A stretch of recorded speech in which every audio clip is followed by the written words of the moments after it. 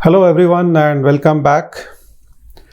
So in the last class we have seen that the sintering process happens in stages, and basically there are three stages of sintering: initial stage, intermediate stage and the final stage. Okay. In the previous lecture we have talked about the initial stage of sintering, and there we have seen that it is basically characterized by the neck growth, which is measured by the x by d ratio, where x is the diameter of the neck and d is the particle diameter. So we are going to continue on this today and see the other stages of sintering. So in the initial stage, kinetically, if you see, the densification scales with 1/3 power of time, as you can see from this particular equation over here. Okay, and the change in the surface area can be also taken as the measure of sintering, and that is given over here by this equation. So now let us see, as we progress to the next stage of sintering, what happens in that. So that's the intermediate stage, which is basically characterized by pore rounding, densification and growth. Okay, so here the pores are assumed to be cylindrical and the grains are assumed to be tetrachydecahedron in shape. Okay, so tetrachydecahedron is a polyhedron with 14 faces. A polyhedron like this, or this image if you see over here, this is how a tetrachydecahedron appears. So in the beginning the pores were basically growing at the contact points. So if you look at the contact points and the pore filling as to how it happens during the densification. So in the beginning, as the sintering process starts, the pores will have a triangular kind of geometry in the initial stage.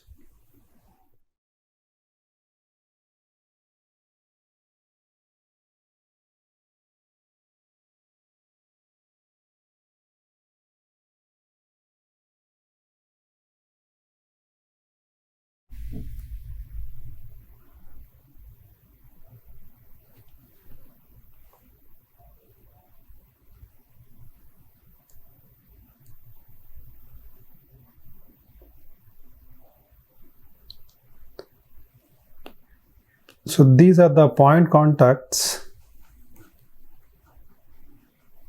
between the particles after compaction.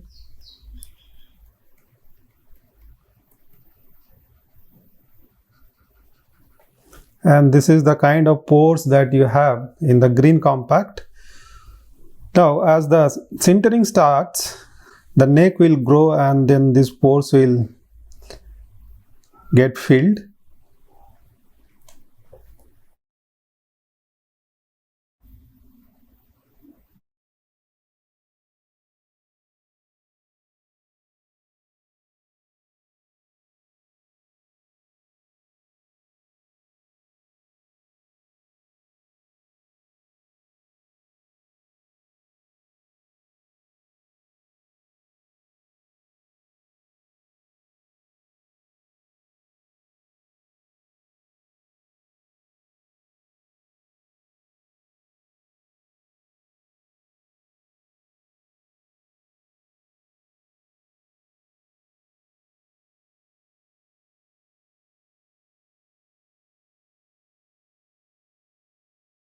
So the pore geometry will be kind of this one. It is still close to the triangular geometry, but some rounding you can observe due to the matter transport towards the pores, right? And as you proceed to the intermediate stage, then you can observe more rounding to happen for these pores.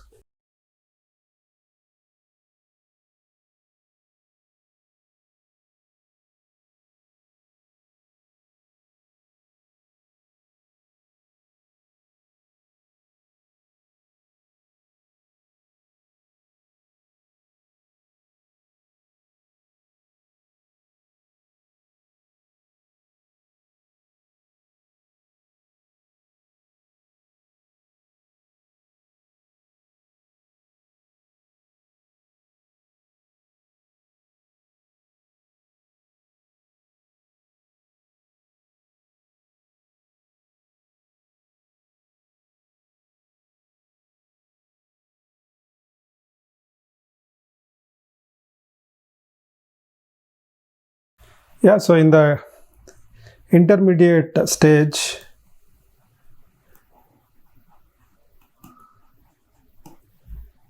you can observe the pore rounding to occur. Okay.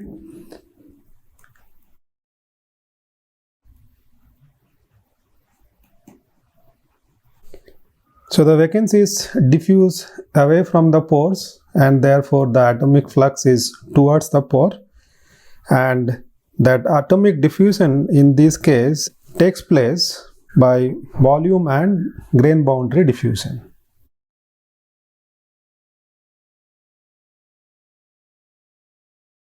So these are the dominant mass transport mechanisms in the intermediate stage.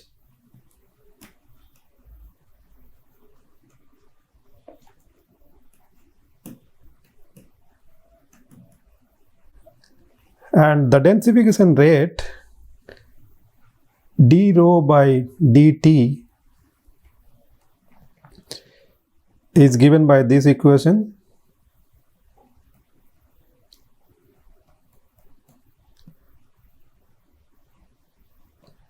where J is the diffusion flux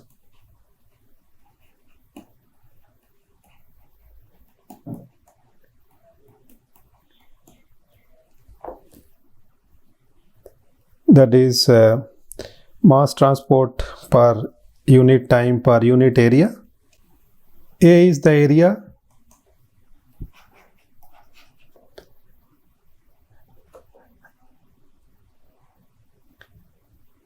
and omega is the atomic volume.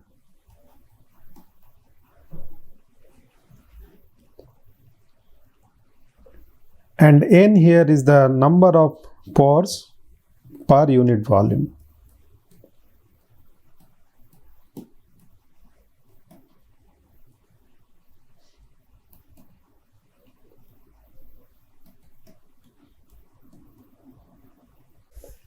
Okay, and for the volume diffusion that occurs, the grain boundaries act as the sinks for the vacancies, and fixed first law can be combined with the Young-Laplace equation and the pore geometry to come up with an expression for the density,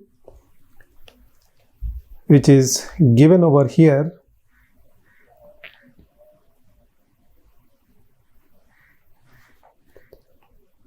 where rho I is the density at the beginning of the second stage, and rho S is the final density or the sintered density, right? And the parameter Bi that you see over here, that is inversely proportional to the cube of grain size. Okay, so Bi is proportional to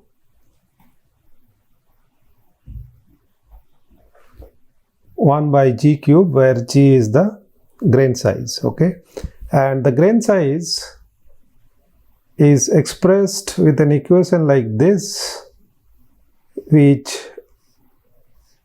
also includes the temperature effect, because kappa is a thermally activated parameter here, and G naught in this equation is the initial grain size. Okay, so the final grain size G, which is obtained after sintering, will depend on temperature, as I said. And from this equation you can see that with increasing temperature the grain size G will increase, and therefore you can expect some grain coarsening to occur. Okay, and this is what we have seen in the beginning also when we discussed about the driving force for the sintering process. We have seen in one hand the densification takes place, and on the other hand the coarsening also occurs, right? So that coarsening part you can observe from here also, from this particular equation. And the relationship between the porosity and the grain size is given by an expression like this one. Now the cylindrical pores that you have in the intermediate stage lie at the grain edges, as you could see from this image over here. Okay, so this kind of cylindrical pores are mainly confined along the edges of the grains, and for that geometry the pore radius r, the grain size and the porosity epsilon are related by an equation like this.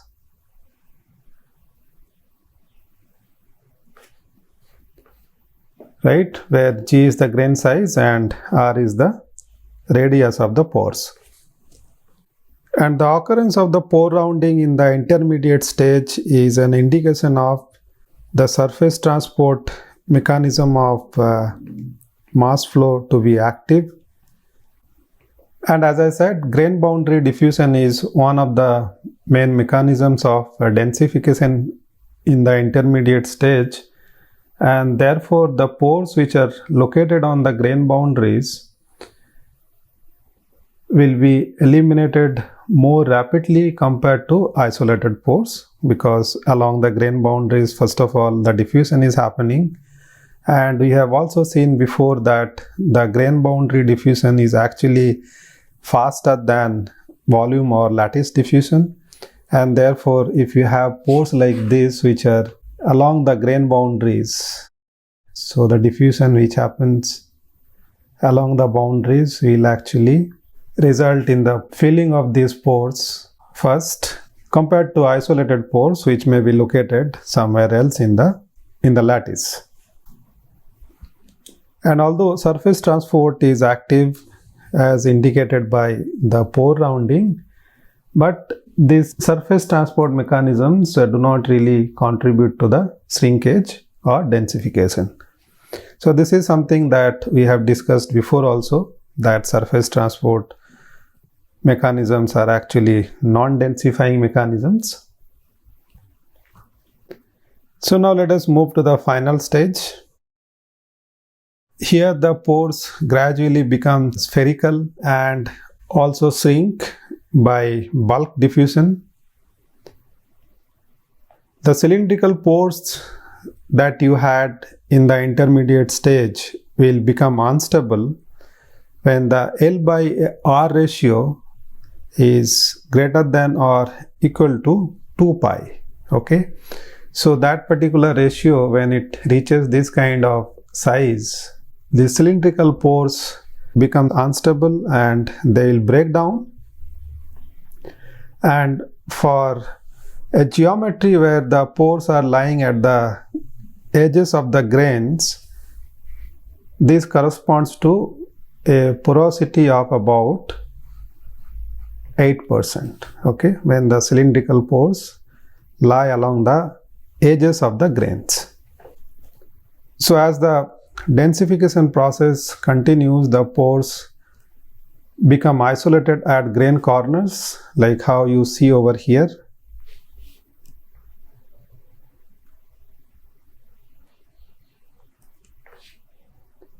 Okay, all these pores are now concentrated along the corners of the grains. Okay, and for the pore closure or the shrinkage of the pores to continue, the atoms must continue to flow towards the pores, and therefore the vacancy diffusion should be away from the pores towards the distant grain boundaries. Now, pore coarsening can also take place on prolonged heating, and this will cause the mean pore size to increase and number of pores will decrease. Okay, so here the larger pores will grow at the expense of the smaller ones, a phenomena known as Ostwald ripening, which is basically a result of the differences in the pore curvature. Now, if there is trapped gas in a pore, that will cause a decrease in the density with pore growth. Okay. The rate of pore elimination depends on the surface energy and the pressure of the gas which is trapped. Okay, and this is given by an equation like this, what you can see over here.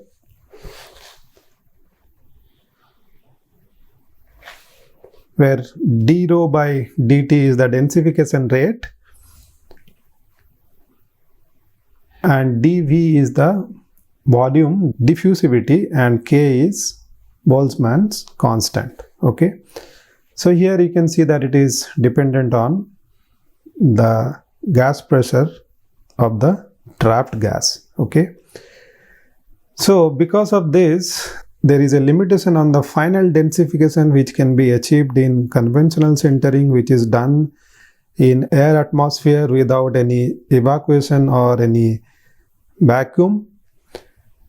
So from here you can see that at a critical point, when the surface energy of a curved spherical pore becomes equal to the gas pressure, or in other words, when the internal gas pressure balances the surface energy of the pore, that means these two are equal, then from this equation you can see that d rho by dt becomes equal to 0, which means the densification ceases. Okay, so therefore for full 100% densification to take place, vacuum has to be used so that this kind of trapped gases can be eliminated, and therefore this effect of the gas pressure that you see on the densification rate will not be there. Okay, so when vacuum is used, the generalized sintering equation for that is given by an expression like this.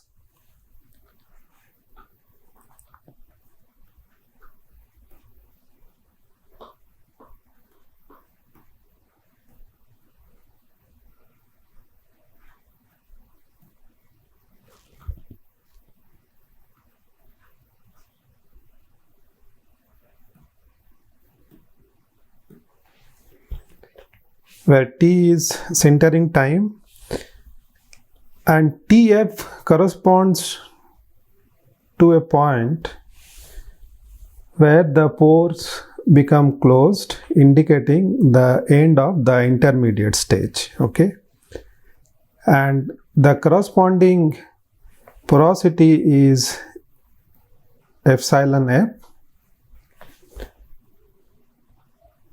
and Bf is a combination of material constants.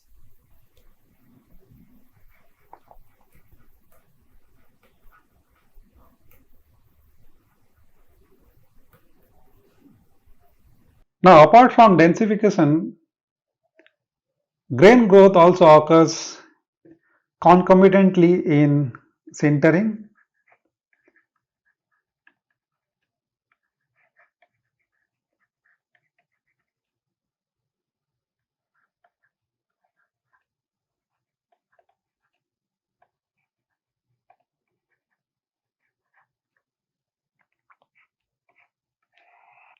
This is because there is a driving force for the grain growth also to occur, because when the grains grow in size, the number of grains will decrease,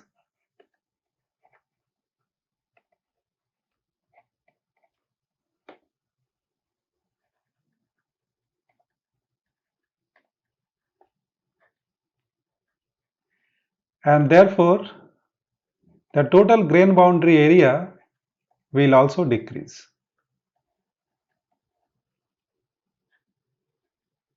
Right? So since the interfacial area is decreased, the interfacial area or the grain boundary area, the total interfacial energy will also decrease.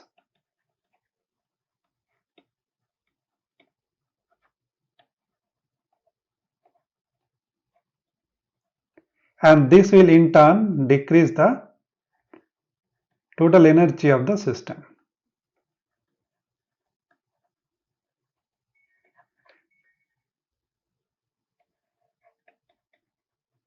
and that's the driving force for the grain growth.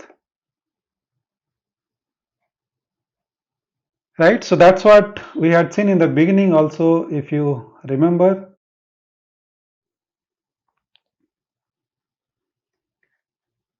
The change in the total surface energy of the system during sintering has two components. One coming from the densification, that is delta gamma into A, and the other coming from the coarsening effect, that is gamma into delta A. So as I said, grain growth occurs concomitantly with densification during sintering, and it might also involve a mechanism of growth such as Ostwald ripening, in which the larger grains will grow at the expense of the smaller ones, and as a result of that, the total interfacial area will decrease, leading to a decrease in the interfacial energy, as I said before. The pores also play a role in the grain growth. The interaction between the pores and the grain boundaries will have an influence on the movement of the grain boundaries involved in the grain growth process.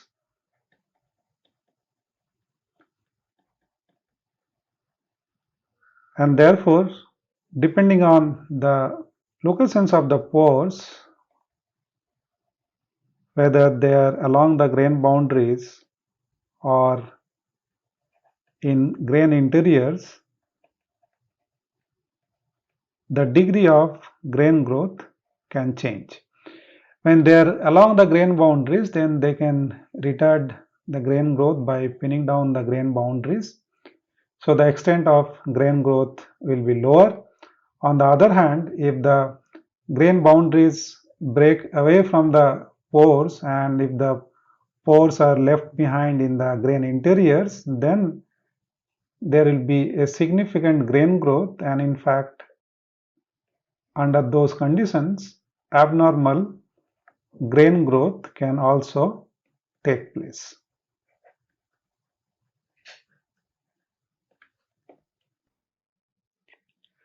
Now that we have learned about all the three stages of the sintering process, let us take a moment to summarize it. So sintering is a heat treatment process which leads to densification of a porous compact, giving rise to a fully dense solid product. Okay, and the driving force behind the sintering process is the reduction in total surface energy. So the process starts with the formation of a neck at the contact points between the particles, and as this neck grows, densification occurs. So densification leads to closure of the pores, and as a result, the density of the compact increases. So this neck growth occurs through mass transport along different paths, and the extent of sintering can be measured with the help of the neck size ratio. Okay. Now the neck grows by mass transport along well-defined paths. So basically there are two types of mass transport involved in the sintering process. One is the surface transport, which includes surface diffusion and evaporation condensation, and the other one is the bulk transport, which includes volume diffusion, grain boundary diffusion, and plastic flow. So out of all these diffusion mechanisms which are involved in the sintering process, some are called densifying mechanisms and some are non-densifying. So the mechanisms which lead to shrinkage are the densifying mechanisms, and all the bulk transport mechanisms such as volume diffusion, grain boundary diffusion, and plastic flow, will come under this category, because all this lead to a shrinkage of the compact and results in densification. The other mechanisms, that is the surface transport mechanisms, are non-densifying, although they take active part in the sintering process. Sintering occurs in three different stages: the initial stage, the intermediate stage, and the final stage. The initial stage is characterized by rapid neck growth. The neck which forms at the particle contacts will grow in this stage, but there is no grain growth involved in this particular stage of the sintering process. The intermediate stage is characterized by pore rounding, which basically occurs by surface transport. Here the pores take up a cylindrical shape and the grains take up a tetrahedron kind of shape. And the main mechanisms of densification are volume and grain boundary diffusion.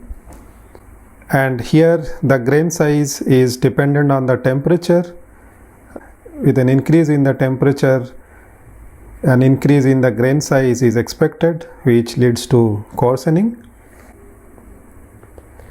Now the final stage of sintering starts when the cylindrical pores become unstable, and for a geometry like the one that we had here, where the cylindrical pores are lying along the grain edges, that corresponds to a remaining porosity of about 8%.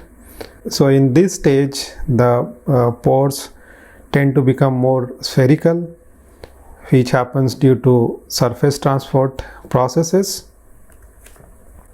And the pores in this stage are mainly located on the grain boundaries.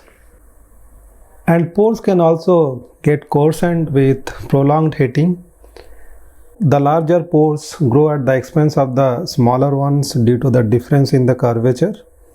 And finally, we had seen that the densification rate depends mainly on two parameters.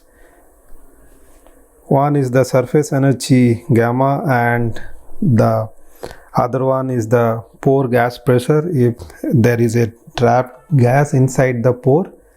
So this trapped gas pressure puts a limitation on the densification that can be achieved in conventional sintering processes, where no vacuum is used and where it is susceptible for this kind of gas to be trapped in the pores, right? So therefore, for full densification to take place, this trapped gas has to be eliminated. This has to be removed, and that is why at times vacuum is used, so that this kind of gases can be eliminated and full densification can be achieved in the compact at the end of the sintering process. Okay, so with that we come to the end of this particular lecture, but there is more to come on this particular topic. Keep watching.